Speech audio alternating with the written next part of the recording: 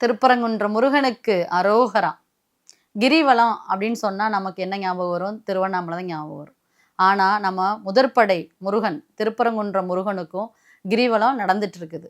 March 2ஆம் தேதி நம்ம முருக பக்தர்கள் சார்பாக மிக பிரம்மாண்டமாக தமிழகத்தில் இருக்கக்கூடிய முருக பக்தர்கள் எல்லாம் ஒருங்கிணைத்து ஒரு மிகப்பெரிய கிரிவலம் நடத்த போகிறோம்.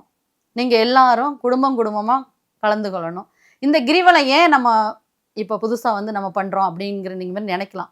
அது எதுக்குன்னா, நம்ம உச்சநீதிமன்றத்தோட தீர்ப்பு வந்தும் கூட நம்ம இன்னும் திருக்கார்த்திகை தீபம் ஏற்றாமல் இருக்கிறோம்.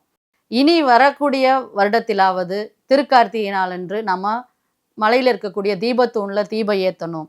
அதுக்காக நம்ம ஒரு பிரார்த்தனையோட இந்த கிரிவலத்தை நம்ம நடத்த உள்ளோம். நீங்கள் எல்லாரும் குடும்பமாக கலந்து கொண்டு மார்ச் 2ஆம் தேதி கிரிவலம் வர்றதுக்கு தயாராகவும். நன்றி, வணக்கம்.